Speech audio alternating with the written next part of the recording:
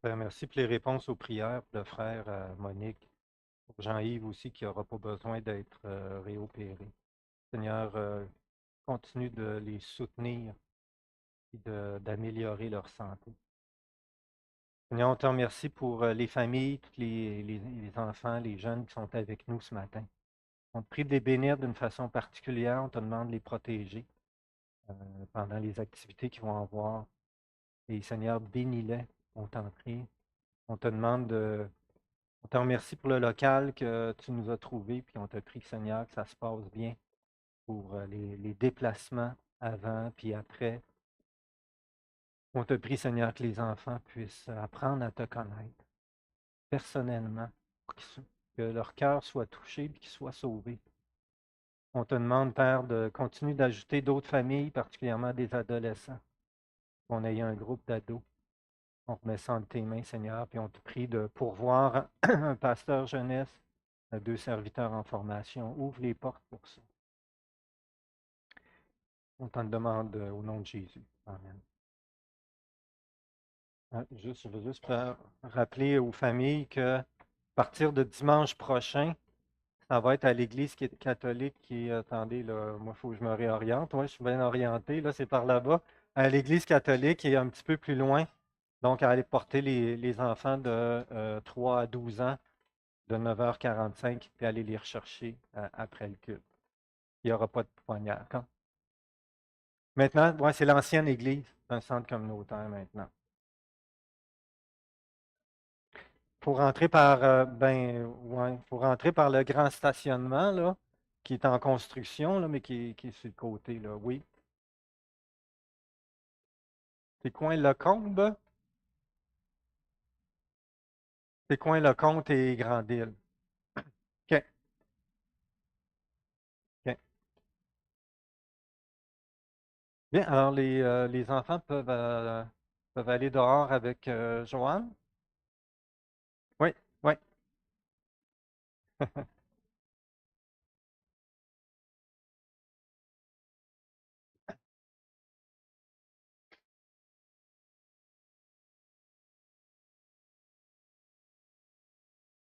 On va prier pour le message. Père, merci pour ta parole qui est vivante, qui agit dans nos cœurs par ton esprit. Seigneur, on te demande pardon parce qu'on est loin d'être toujours fidèle. On est souvent indépendant, orgueilleux, incrédule, manquant d'amour, désobéissant. Seigneur, on te prie de nous pardonner et de nous remplir ton Esprit Saint. On a besoin de ton Esprit pour saisir ta volonté et surtout la mettre en pratique.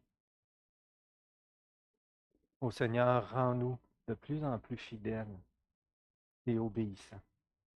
C'est toi qui peux le faire, Seigneur, par ta grâce. Et on te prie que le message de ce matin ait un profond impact dans chacune de nos vies. Seigneur, aide-nous à saisir, à le mettre en pratique. Je t'en prie au nom de Jésus. Amen. L'amour extrême. Je vous invite à prendre Jean 13, tourner dans Jean 13, puis le texte va être aussi affiché à l'écran. Jean 13 se situe juste avant l'arrestation et la crucifixion de Jésus. Ça va se passer dans la nuit, puis on est juste avant le souper. Et c'est un moment qui est chargé d'émotions. C'est juste avant le repas de la Pâque, c'est le dernier moment d'intimité que Jésus a avec tous ses apôtres. C'est ses derniers enseignements avant sa mort. Et Jésus veut s'assurer de transmettre, quand c'est tes derniers enseignements, tu veux qu'ils retiennent ce qui est vraiment important. Il va transmettre le plus important. S'aimer les uns les autres comme Jésus nous a aimés. Et Jésus leur dit que c'est la mesure de cet amour-là qui va être la marque de commerce de ses disciples. Quelque chose d'important. Dans Jean 13, Jésus lave les pieds de ses disciples. Et laver les pieds, c'était la tâche la plus ingrate qui était laissée au dernier des serviteurs. Or, les apôtres se chicanaient entre eux pour savoir lequel allait être le plus grand. C'est arrivé à plusieurs reprises, ça. Ils voulaient être le plus grand dans le royaume de Dieu que Jésus venait inaugurer, mais ils n'avaient pas compris. Et Jésus leur enseigne que dans le royaume de Dieu qui vient inaugurer, le plus grand, c'est celui qui choisit d'être le serviteur de tous. Et il leur enseigne une leçon d'humilité et de service. Mais au travers de cette leçon d'humilité-là, il y a un enseignement encore plus important que Jésus veut leur transmettre. C'est comme Jean 13 c'est comme un trésor, puis il y a un coffre au trésor au milieu, avec un trésor inestimable, c'est le plus beau des trésors, mais ça prend la clé pour ouvrir le coffre. Et dans le texte de Jean 13, il y a un verset qui est la clé pour ouvrir le coffre et pouvoir en apprécier toute la valeur. Et on va lire le passage maintenant et essayer de découvrir, tout en le lisant, quel est ce verset clé qui nous permet d'ouvrir le trésor puis d'en apprécier toute la valeur. Le dernier repas. Alors, avant la fête de la Pâque, Jésus, sachant que son heure était venue de passer de ce monde au Père, et ayant aimé ceux qui lui appartenaient dans le monde, les aima jusqu'à l'extrême. C'était pendant le souper. Le diable avait déjà mis dans le cœur de Judas l'Iscariote, fils de Simon, l'intention de le trahir. Jésus savait que le Père avait tout remis entre ses mains, qu'il était venu de Dieu et qu'il retournait vers Dieu. Il se leva de table, quitta ses vêtements, prit un linge qu'il mit autour de sa taille. Ensuite, il versa de l'eau dans un bassin et il commença à laver les pieds des disciples et à les essuyer avec le linge qu'il avait autour de la taille. Il arriva donc vers Simon-Pierre qui lui dit, « Toi, Seigneur, tu me laves les pieds? » Jésus lui répondit, « Ce que je fais, tu ne le sais pas maintenant, mais tu le comprendras par la suite. » Pierre lui dit, « Non, jamais tu me laveras les pieds. » Jésus lui répondit, « Si je ne te lave pas, tu n'auras pas de part avec moi. » Simon-Pierre lui dit, « Seigneur, non seulement les pieds, mais encore les mains et la tête. » Jésus lui dit, « Celui qui s'est baigné n'a besoin que de se laver les pieds pour être entièrement pur, et vous êtes purs, mais pas tous. » En effet, il connaissait celui qui était prêt à le trahir. Voilà pourquoi il dit, « Vous n'êtes pas tous purs. » Après leur avoir lavé les pieds, il reprit ses vêtements, se remit à table et leur dit, « Comprenez-vous ce que je vous ai fait? Vous m'appelez Maître et Seigneur, et vous avez raison, car je le suis. Si donc je vous ai lavé les pieds, moi, le Seigneur et le Maître, vous devez vous aussi vous laver les pieds les uns aux autres, car je vous ai donné un exemple, afin que vous fassiez comme je vous ai fait.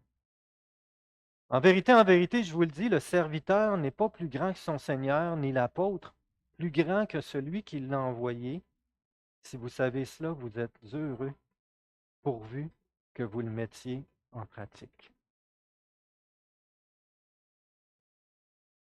Quelle est la clé de ce passage? Déjà, le verset 1 nous met sur la piste. Jésus, sachant que son heure était venue de passer de ce monde au Père et ayant aimé ceux qui lui appartenaient dans le monde, les aima jusqu'à l'extrême. Pourquoi Jean il a écrit ça?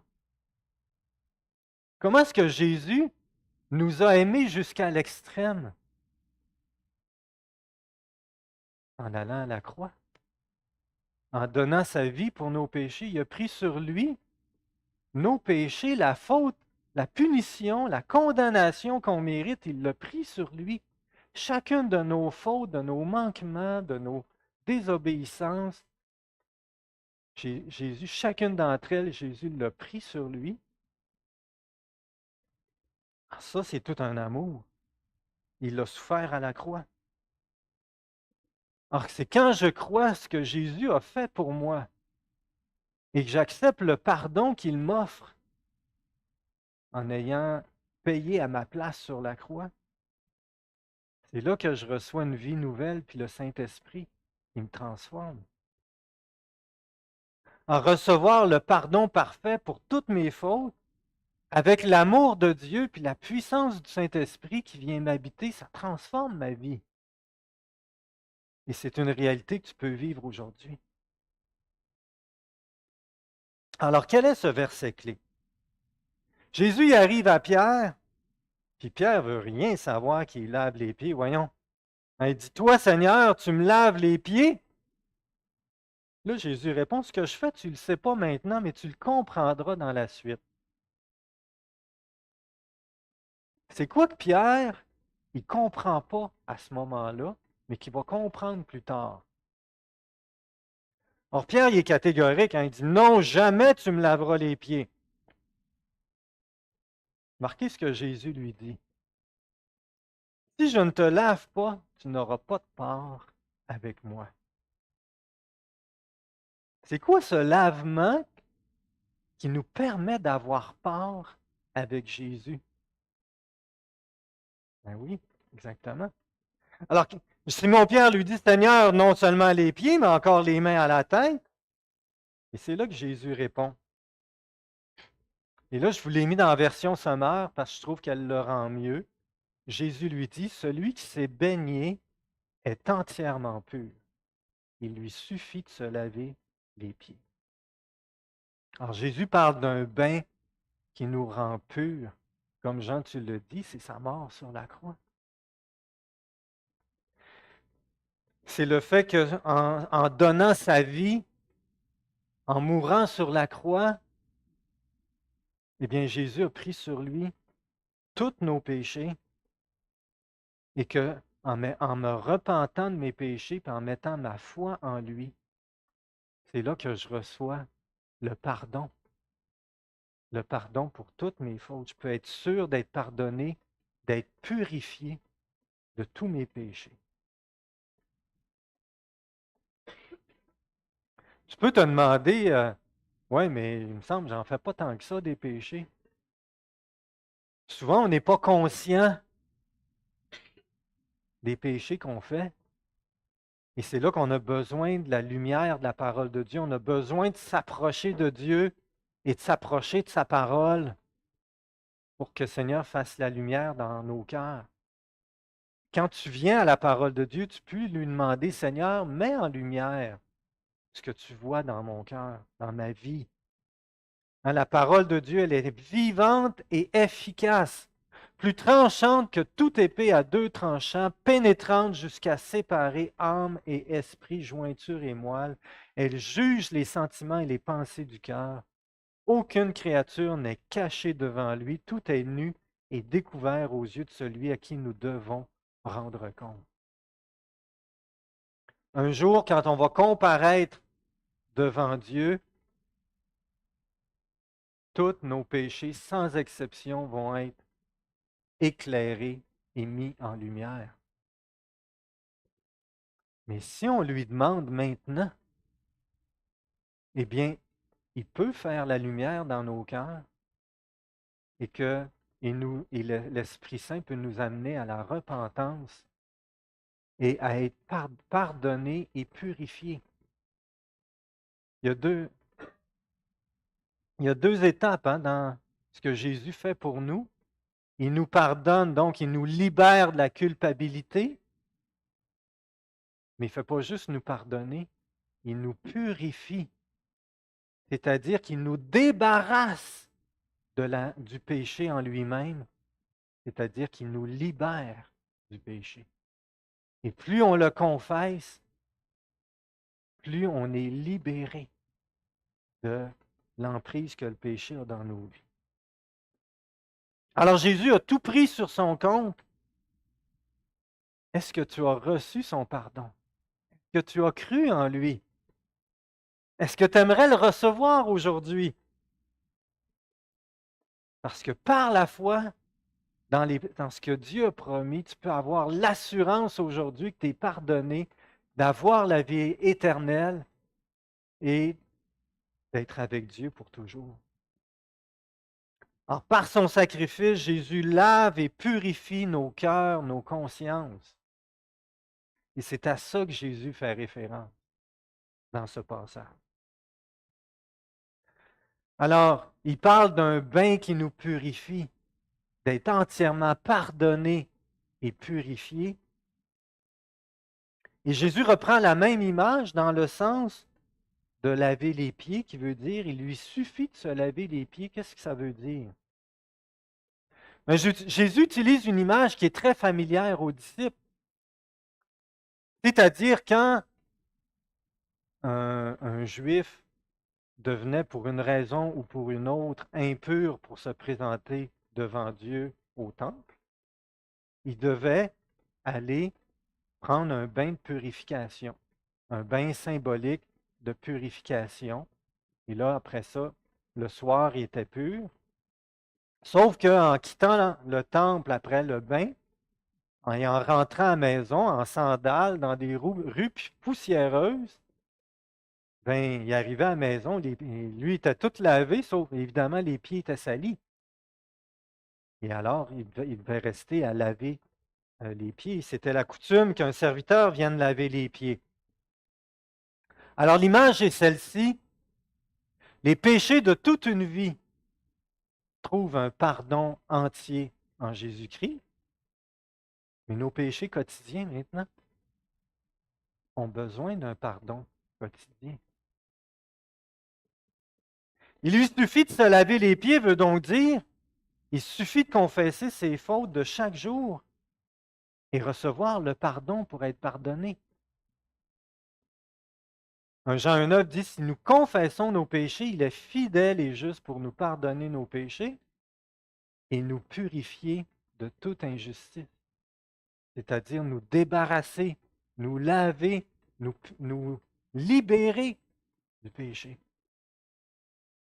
Et ça, c'est notre responsabilité à chaque jour, parce qu'à chaque jour, on commet des désobéissances, des fautes, des manquements, et à chaque jour, on a besoin d'aller au Seigneur pour les confesser. Puis Jésus continue. Comprenez-vous ce que je vous ai fait? C'est une question rhétorique. C'est une question pour les faire réfléchir parce que quand on lit le contexte, c'était assez évident que la réponse était non, on ne comprenait pas. Et là, Jésus leur dit au verset 13, vous m'appelez Maître et Seigneur et vous avez raison car je le suis. Si donc je vous ai lavé les pieds, moi le Seigneur et le Maître, vous devez aussi vous laver les pieds les uns les autres. Qu'est-ce que Jésus aurait voulu que les apôtres comprennent? Mais c'est simple. Si chaque jour j'ai besoin de me laver les pieds, c'est-à-dire d'aller à Jésus pour qu'il me pardonne mes péchés de la journée, eh bien, qu'est-ce que ça veut dire de laver les pieds aux autres?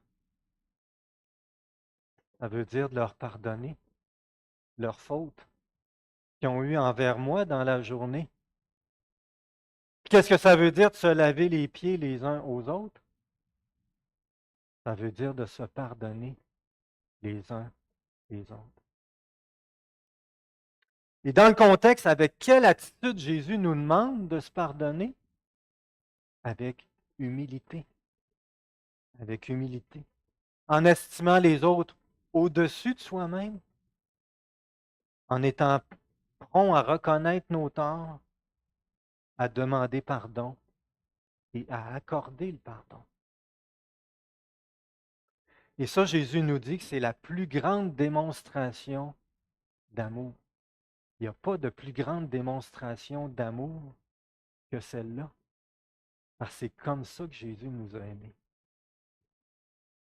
Là, Jésus dit au verset 15, « Car je vous ai donné un exemple afin que vous fassiez comme je vous ai fait. »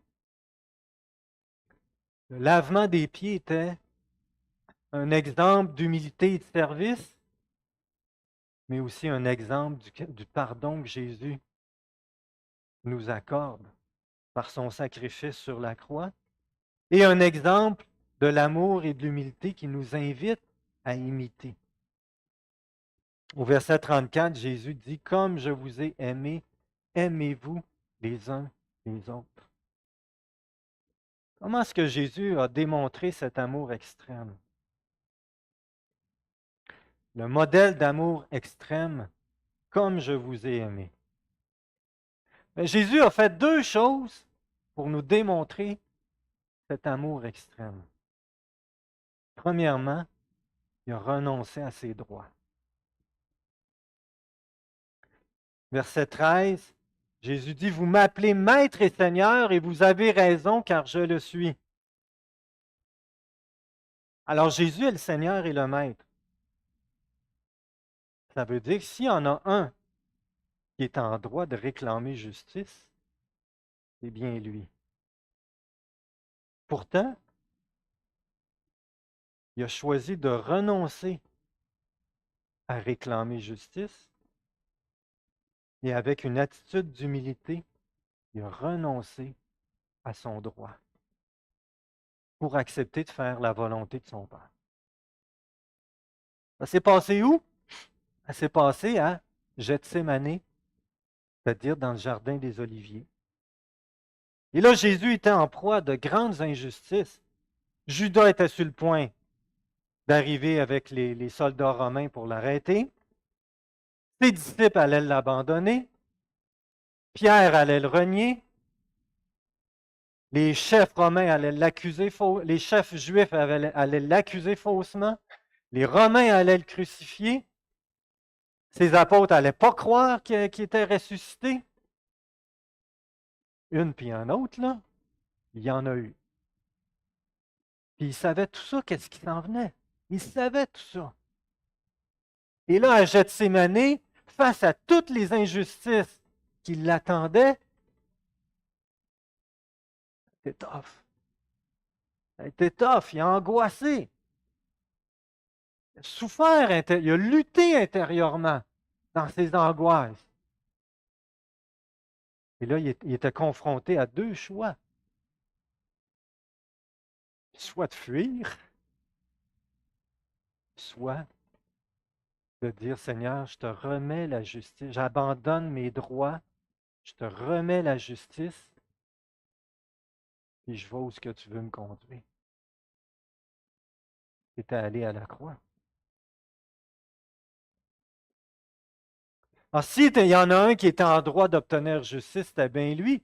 Quand la troupe armée est arrivée, que Simon-Pierre a sorti son épée, Jésus a dit, serre ça. Penses-tu que je ne serais pas capable de demander à 12 légions d'anges de venir à mon secours? Alors Jésus, il avait le pouvoir d'avoir justice. Il aurait pu l'avoir, mais il a fait un choix. Il a choisi d'y renoncer. Pourquoi? Pourquoi il a choisi d'y renoncer? Par amour. Par amour, puis par obéissance à Dieu. Alors, à Gethsémani, il a dit, « Mon Père, si cela est possible, si cette coupe s'éloigne de moi. » Alors, il a demandé si c'était possible. Non, toutefois, non pas ce que je veux, mais ce que tu veux. Et ça doit être notre prière quand on est victime, nous-mêmes, d'une offense. Alors Jésus il a été tenté, il a lutté dans la prière, il a demandé à Dieu si c'était possible de passer à côté. Mais finalement, il a abandonné, il a cédé, s'est abandonné entre les mains de Dieu. Il s'est dit, Seigneur, je te remets entre tes mains pour faire ta volonté. C'est ça qu'il a fait. À cause du grand amour dont il nous a aimés. C'est par amour qu'il l'a fait, qu'il l'a conduit à la croix. Alors un Seigneur, hein, un maître, il va dire, hey, non, c'est ma volonté. Un Seigneur impose sa volonté, puis ses serviteurs obéissent. Mais Jésus, avec humilité et attitude de serviteur, il a dit non pas ma volonté, mais celle de mon Père. Quelle humilité. Quand tu es victime d'une injustice, d'une offense, as-tu eu l'attitude d'un Seigneur de réclamer justice? Je pense qu'on l'a un peu tout, hein? Ou l'attitude d'humilité, de dire non pas ma volonté, Seigneur, mais la tienne. Après avoir renoncé à ses droits, la deuxième chose qui démontre l'amour extrême de Jésus, c'est qu'il a payé le prix. Jésus a payé le prix de nos péchés. Tout péché, d'abord, une offense qui est faite contre Dieu. Et Jésus les a tous assumés sans exception. Alors, il a souffert à la croix physiquement, psychologiquement, moralement et spirituellement. Pour la première fois de son existence, il a été séparé de Dieu sur la croix. Il a écrit, mon Dieu, pourquoi m'as-tu abandonné? Parce qu'il a portant nos péchés, il a vécu la séparation d'avec son Père. C'est probablement été la souffrance la plus, la plus lourde. Personne ne pourra jamais mesurer le poids que Jésus a porté sur la croix. Quelqu'un a dit, ce ne sont pas les clous qui ont retenu Jésus à la croix, c'est son amour pour nous. C'est son amour pour nous. Pense-y, là, Jésus a porté tous les péchés sans exception. Ceux qu'on a faits dans le passé, ceux qu'on fait aujourd'hui et ceux qu'on fait dans l'avenir. Chaque péché on fait souffrir et font souffrir Jésus sur la croix.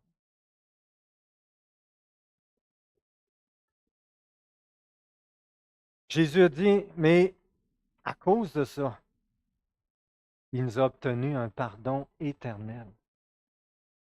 Il nous donne la vie éternelle. Jésus a dit, en vérité, je vous le dis, celui qui écoute ma parole et qui croit à celui qui m'a envoyé, parce que Dieu l'a envoyé pour venir mourir sur la croix pour nos péchés, eh bien, celui qui croit a la vie éternelle.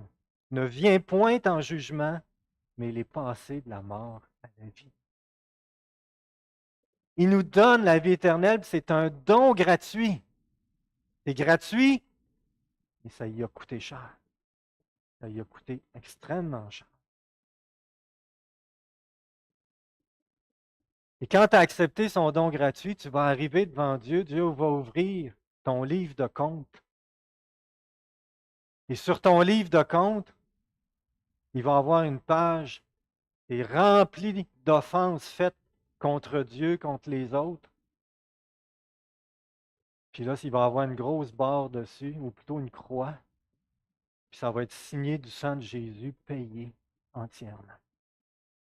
La dette est payée, elle est effacée. Alors Jésus a fait deux choses. Il a renoncé à ses droits à Gethsémane et il est allé à la croix en payant à notre place pour nos offenses. C'est ainsi qu'il nous a obtenu un pardon éternel. Alors, on vient de voir l'exemple de Jésus, hein, car je vous ai donné un exemple. Et maintenant, on va voir comment limiter son exemple afin que vous fassiez comme je vous ai fait. Pratique de l'amour extrême, s'aimer les uns les autres. Pardonner, c'est pas facile. C'est pas facile. On essaie la plupart du temps de l'éviter. On essaie de l'oublier, de plus y penser, mettre ça dans le fond du garde-robe, de minimiser pour que ça soit plus difficile à pardonner. C'est très difficile. Jésus nous donne un modèle à suivre et ce modèle passe par les deux mêmes étapes de Gethsémane et de la croix. Première étape, de renoncer à mes droits. Lorsque je suis victime d'une offense, je fais face au même choix que Jésus à Gethsémane. Celui de fuir, celui de réclamer justice ou celui d'abandonner la justice à Dieu. C'est pas facile, c'est jamais facile.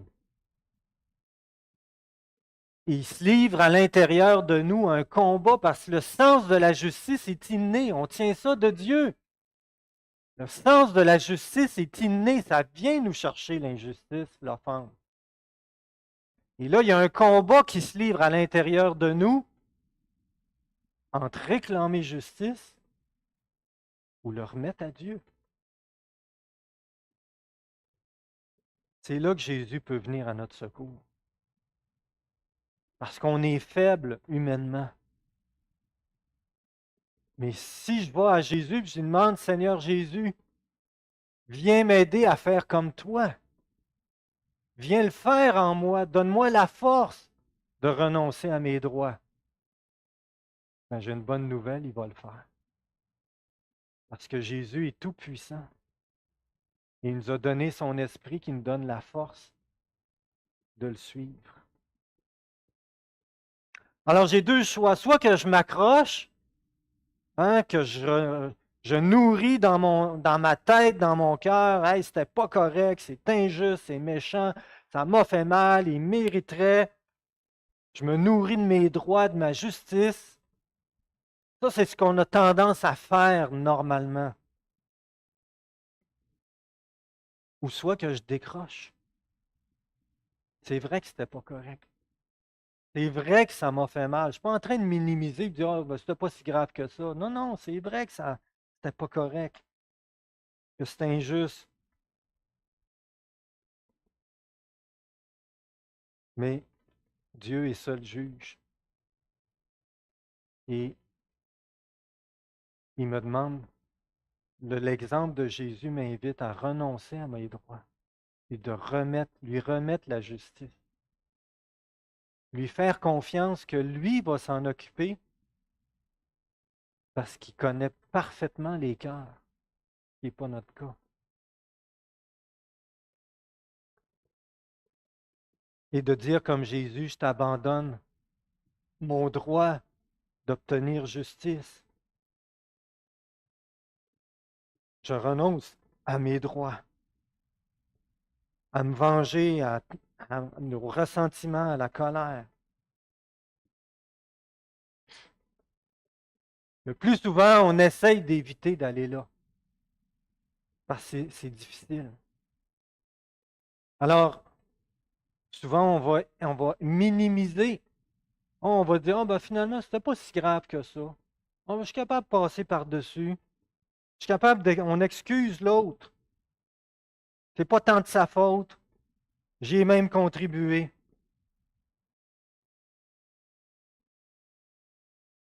On fait ça pour que ça soit plus facile d'oublier, de passer par-dessus sans avoir à renoncer à nos droits.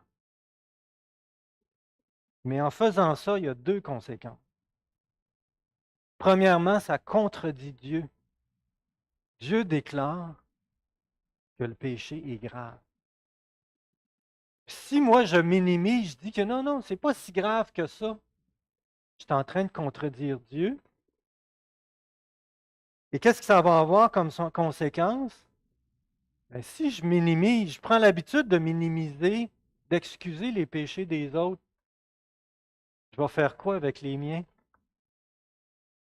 Je vais faire la même affaire. Ce qui fait que non seulement je ne pardonne pas, mais je ne me repens pas de mes fautes à moi, réellement. Et là, quand je vais lire dans ma Bible que Dieu il agit durement, sévèrement envers certains pécheurs, je vais trouver que finalement, Dieu est donc bien méchant. Moi, je suis bien plus clément que ça. Et là, je vais être tenté de juger même Dieu, comment il traite le péché. Et je vais avoir des doutes sur Dieu et sur la Bible. Alors, première conséquence, contredire Dieu, ça m'amène à excuser mes péchés et à avoir des doutes sur Dieu et sur la Bible. Et finalement, ça me fait accumuler. Alors, puisque je minimise, eh bien, j'accumule. Au lieu de régler au fur et à mesure, j'empile. Et là, à chaque fois qu'une nouvelle offense se produit, elle vient s'accumuler sur le tas, puis à un moment donné, ça explose. Et là, ça vient à affecter mon caractère qui devient irritable, fatigue, parce que je dors moins bien, colère, animosité, saute d'humeur, dépression, maladie, etc.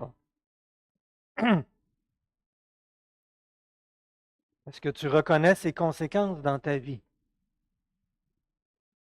Mais ces conséquences viennent d'un manque, le plus souvent d'un manque de pardon, parce que on a cherché à minimiser, à oublier, plutôt que de renoncer à nos droits pour pardonner. Pardonner, c'est d'abord abandonner nos droits, la justice à Dieu.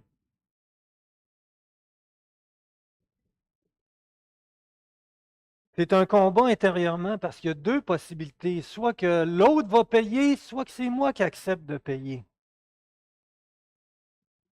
C'est une question de foi que je remets mon sort à Dieu plutôt que de le prendre entre mes mains.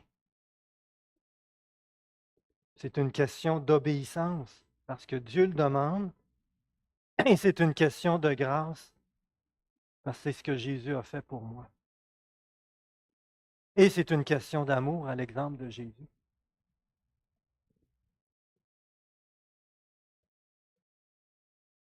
Jésus il a passé par Gethsémani.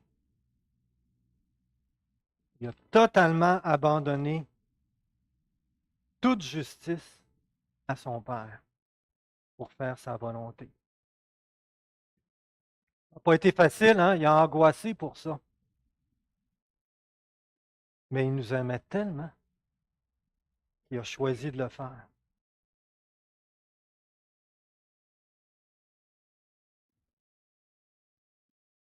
Alors, qu'est-ce que ça prend pour renoncer à nos droits?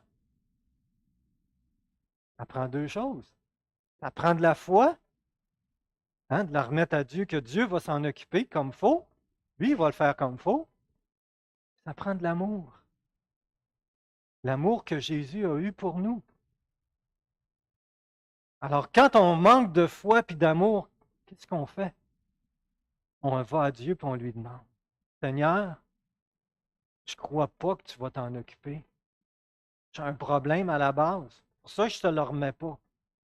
Seigneur, je manque d'amour. Peux-tu me donner de la foi? Peux-tu mettre ton amour dans mon cœur? C'est lui qui va le faire. C'est lui qui va le faire. Et ce que Jésus nous demande, ben, c'est exactement l'amour qu'il a eu pour nous. Alors, lui peut vraiment venir à notre secours quand on en a besoin. Quand on a besoin de renoncer à nos droits pour pardonner, il peut vraiment venir à notre secours. Alors, Jésus il a renoncé à ses droits à Gethsémani. Il nous demande de faire la même chose et il nous demande de remettre la dette du péché comme lui-même a payé pour nos péchés. Chaque péché a une valeur. Hein? Chaque offense, chaque souffrance a une valeur. Et Jésus compare cette valeur à une dette. Jésus a payé la dette associée à mes fautes. Et quand je suis victime d'une offense, j'ai deux choix devant moi, soit de faire payer l'offenseur, hein, il va payer le même montant, des fois on veut même faire payer plus, ou je choisis d'assumer la dette, la payer moi-même. Tu as déjà prêté de l'argent à quelqu'un? Tu ne l'as jamais remis? Hein, il reste en dette. Hein, il reste en dette envers toi. Mais à un moment donné, quand tu vois que elle ne revient pas, quand tu revois la personne, à quoi tu penses? Ah, il me doit 100 pièces, mais il ne l'a pas remis encore. Ça niaise. Mais si tu veux te libérer de ça, juste une chose à faire, c'est de remettre la dette. Parce que sinon, tu vas tout le temps avoir ça en tête à chaque fois. Puis l'autre, il va te voir, il va tout le temps avoir ça en tête aussi. Ça va affecter votre relation. La seule façon de retrouver une relation, rétablir une relation, c'est de remettre la dette. C'est la même chose pour une offense. Alors, soit je dis, ben l'autre va payer, ou soit que j'assume la dette et que je l'efface. Ou que je crois que Jésus, lui, l'a payé. Dans le fond, Jésus me dit, me demande de remettre la dette parce qu'il l'a, lui, il l'a déjà payé. Alors moi, je veux le faire payer, hein, en recherchant justice. Et Jésus me dit, non, non, non, non, vas-y pas payer. Je l'ai déjà payé.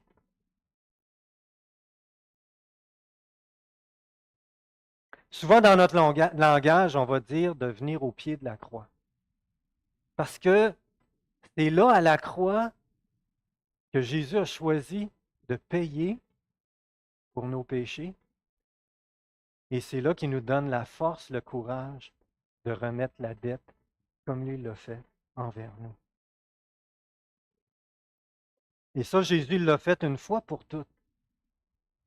Et c'est là à la croix que je peux saisir l'amour, la grâce qu'il m'a accordée pour trouver la force de faire sa volonté, de remettre la dette. C'est vrai que je ne suis pas Jésus. Je suis loin d'être parfait. Je vous l'enseigne ce matin. C'est aussi difficile pour moi que ça peut l'être pour vous de le mettre en pratique. On a besoin de se le rappeler, mais Jésus peut vraiment venir à notre aide.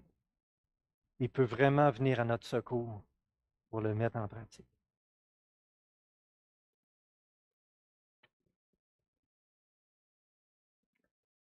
J'ai une question à vous poser. D'après vous, quelle offense que Jésus a vécue en, en allant être crucifié, quelle offense qui lui a fait le plus mal? Les scribes, les pharisiens, qui l'ont injustement condamné? La foule qui l'a rejeté, qui a crié crucifie-le? Les Romains qui l'ont méprisé, bafoué, crucifié?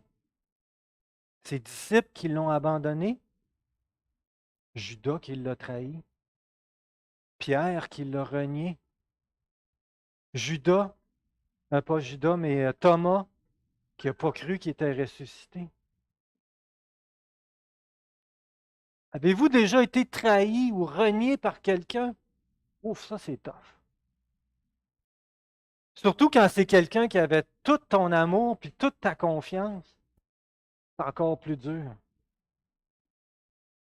Alors imaginez quand Pierre l'a renié 3 fois, l'a renié totalement, quand Judas l'a trahi. Je ne sais pas de lequel des deux, Judas ou Pierre, qui a fait le plus mal à Jésus, mais certainement que ça a dû faire mal. Quand ça nous arrive, quand c'est quelqu'un qui n'est pas chrétien, on se dit, ben, je comprends, il n'est pas chrétien. Mais quand c'est un frère, une sœur, dans la foi, et en plus c'est quelqu'un en qui on a confiance, oui, c'est difficile, hein? C'est difficile. Jésus, ses amis l'ont tous abandonné. Hein, Judas l'a trahi, Pierre l'a renié, Thomas n'y a pas cru. Et là, Jésus, ce soir-là, hein, il s'est levé, il a quitté ses vêtements, il a pris un linge qu'il a mis autour de sa taille, il est allé chercher un vase d'eau, un bassin, puis s'est mis à leur laver les pieds. Qu'est-ce qu'il leur disait? Il leur disait, Jean, je te pardonne. Thomas, je te pardonne. Judas, je te pardonne. Pierre, je te pardonne. Judas, il n'a pas cru en Jésus. Il n'a pas cru qu'il pouvait être pardonné. C'est pour ça qu'il est allé se pendre. Désespéré. Mais Pierre a cru. Il s'est repenti. Il a cru. Non seulement il a été pardonné, Jésus lui a dit, prends soin de mes brebis. Quand même spécial. C'est tout un pardon, ça. Si tu es ici ce matin que tu m'entends, peut-être as-tu abandonné Jésus. Peut-être l'as-tu délaissé, peut-être même renié ou trahi. Mais Jésus a souffert sur la croix et il t'offre son pardon. Un pardon complet, un pardon total. Veux-tu le recevoir maintenant?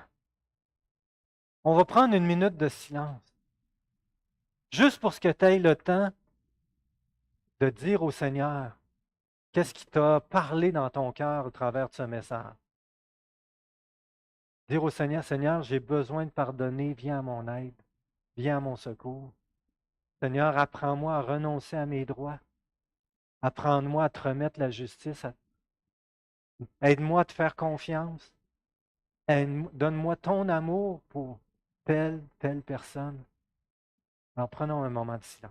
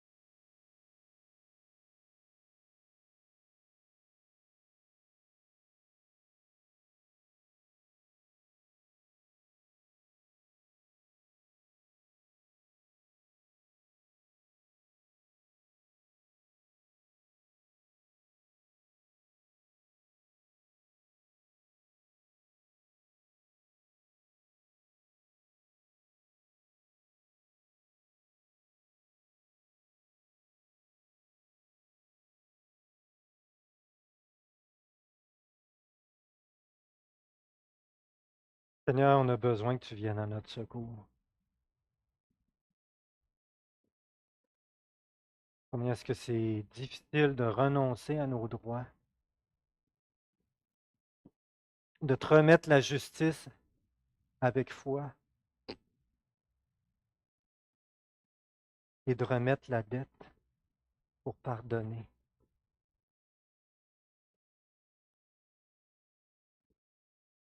Seigneur, je te demande pardon, on te demande pardon d'avoir été négligent. Seigneur, apprends-nous à véritablement pardonner, comme Jésus nous a pardonné, et à nous aimer les uns les autres comme Jésus nous a aimés.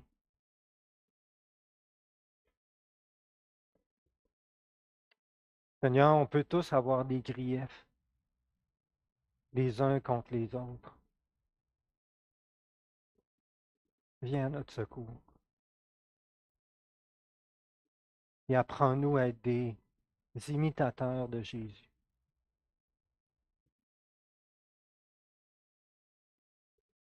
Au nom de Jésus. Amen. Va maintenant. Et avec l'amour de Jésus et son modèle d'humilité, bien, demande au Seigneur, Seigneur, y a-tu quelqu'un à qui il faut que je pardonne? M'en dis. Il va te le montrer. Et va à Gethsémani avec Jésus. Va à la croix avec Jésus. Et lui, il va le faire. Il va t'aider à le faire. Et à choisir de pardonner de tout ton cœur. Ça, c'est l'amour extrême que Jésus nous a manifesté. Et il nous invite à un tel amour fou. Quand Jésus dit ceci, si quelqu'un veut être mon disciple, qu'il renonce à lui-même, qu'il se charge chaque jour de sa croix et qu'il me suive. Ça, c'est dans Luc 9, 23. Tout à coup, ce verset-là, il prend une couleur particulière avec ce qu'on vient de voir ce matin. Quand Jésus il dit ça, ben moi je pense qu'il y a un lien direct avec le lavement des pieds, qu'il renonce à lui-même, comme Jésus le fait à Gethsémani. Il se charge chaque jour de sa croix, comme Jésus nous a pardonné à la croix, et qu'il me suive. Alors Jésus nous a donné un exemple afin qu'on fasse comme il a fait. C'est ça, l'amour extrême.